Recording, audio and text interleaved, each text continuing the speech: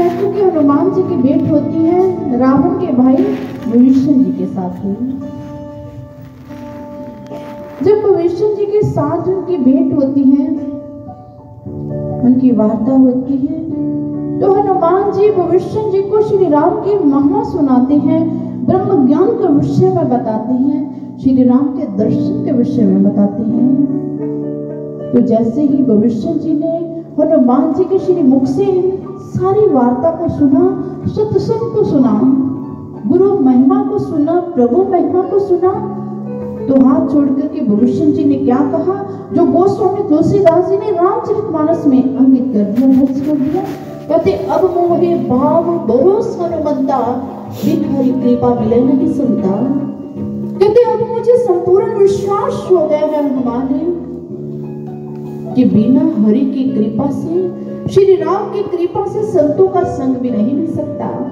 सत्संग, सतगुरु की वाणी, सतगुरु की महिमा, गुरु की महिमा का मिल जाना भी ये हरि, ये ईश्वर की कृपा हुआ करती है। गुरु प्रेमियों, आज यहाँ पर उपस्थित हो, बैठे हो, ये उसकी कृपा, उसका चुनाव है। जैसे विभीषण जी पर कृपा हुई, हनुमान जी मिल गए, गुरु महिमा हुई, राम महिमा हुई। सज्जनों, जहां बैठ करके गुरु महिमा करने का सौभाग्य मिल जाए, गुरु महिमा का व्याख्यान करने का समय मिल जाए, तो वो हम लोगों के लिए सद्गुरु की कृपा हुआ करती है। वो सत्संग के पल हम लोगों के लिए अमूल्य हुआ करते हैं, जो हमें ईश्वर के साथ, श्री राम के साथ जोड़ देते हैं, जो हमारे जीवन को राममय बना देते हैं, जो हमारे जीवन को गुरुमय बना देते हैं। और जब विभीषण जी से भेंट की, विभीषण जी ने माँ जानकी का पता बताया, माँ सीता का पता बताया कि माँ सीता से भेंट करनी है तो आप अशोक वाटिका में जाइए। रावण ने माँ सीता को अशोक वाटिका में प्रतंत्र कर रखा है, बंदी बना रखा है।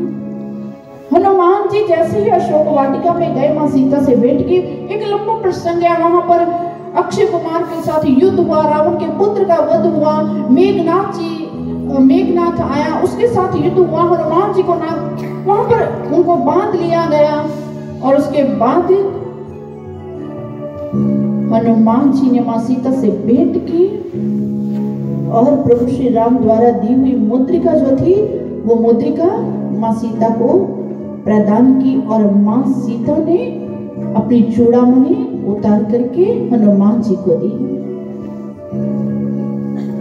कि वो चूड़ामणि ले जाकर के श्री राम को दे, और श्री राम शीघ्र अति शीघ्र आए और रावण का वध कर मुझे यहाँ से स्वतंत्र कर ले जाए। इस संदेश को लेकर के हनुमान जी पुनः इसी सागर को लांघने के लिए, इसी सागर को पार करने के लिए चल पड़ते हैं। अब उस 100 योजन के समुद्र को पुनः पार किया, और जैसे ही दूसरे किनारे पर आए, सारा वानर दल जो लंबे समय से इंतजार कर रहा था बैठा है, कब वो समय आएगा जब ऐसा संदेश आएगा, जब यह संप्रेषित होगा कि हनुमान जी आए हैं और माँ जानकी से भेंट करके आए हैं। इसी इंतजार में बैठे थे। जैसे ही हनुमान जी को नीचे धरा की ओर आते हुए देखा, सभी के भीतर उत्साह गया।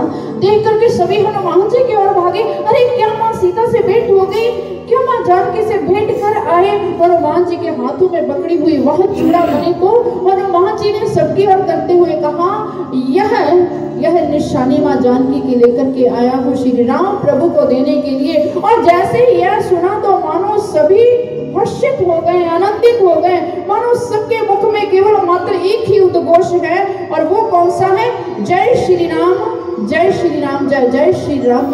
लेकिन आज का दौर भी कुछ ऐसा ही चल रहा है। अब सोशल मीडिया पर देखिए, इलेक्ट्रॉनिक मीडिया पर देखिए, प्रिंट मीडिया पर देखिए, क्या दिखाई देता है। हमारी युवा पीढ़ी जो हर समय हर हाय ही इन्हीं शब्दों का इस्तेमाल किया करती थी। किसी का अभिवादन करना हो, किसी के साथ भेंट करनी हो, हर बार हाय चलता था, ऐसे होता था ना। लेकिन चंद दिन पहले की बात है कि अब हमारी युवा पीढ़ी जहां पर भी यहाँ पर भी प्रभु भक्त बैठे हैं, चाहे वो भारत की भूमि में है या अन्य देशों विदेशों में, पूरे विश्व के किसी कोने में बैठे हैं। अब वो अभिवादन के लिए हेलो हाय नहीं, अब क्या चल रहा है, राम राम या फिर जय श्री राम। और इन पिछले दिनों के अंदर यदि आप सोशल मीडिया को चेक करके देखें तो आप क्या पाएंगे कि 5 लाख से अधिक श्री राम जी की वीडियो को शेयर किया गया। ये हमारा युवा वर्ग ही है ना। चंद दिनों के अंदर इस युवा की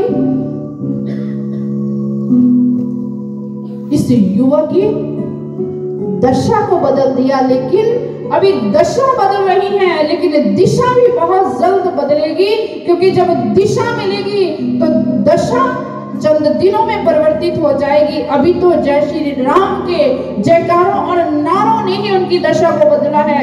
लेकिन हमारे सद्गुरु श्री आशुतोष महाराज जी के वचन है कि जब यह युवा ब्रह्म ज्ञान से पोषित होगा, जब इनके हृदय में ब्रह्म ज्ञान की ज्योति प्रज्वलित हो जाएगी, तो पूरा विश्व इनकी ज्योति से ही प्रज्वलित हो जाएगा। अब वह दिन भी दूर नहीं है, हमारा इंतजार भी शबरी की मानी तब दिन ब दिन कम हो रहा है। इस समय के दौर से गुजरते हुए हमें हर्षोल्लास के साथ ये कह रहे हैं कि समय बहुत नजदीक आ रहा है। ये जो कुछ भी आज घटित हो रहा है ना, ये सब योजना प्रभु की, ये उसी की योजना है, उसी का ही एक पार्ट है, ये उसी का ही एक हिस्सा है। जो कुछ भी आज हो रहा है, ये होना प्रारंभ हो गया है, तो वो श्री चरण भी जो चल पड़े हैं और हम तक पहुंचने में अब देरी नहीं होगी कि यह युवा जो मुख से श्री राम कहता है वो हृदय से कब गाएगा, क्योंकि हम तो अध्यात्मवादी हैं, हम तो ब्रह्म ज्ञानी हैं। तो आइए आज अपने सद्गुरु के श्री चरणों में अपनी हाजिरी को लगा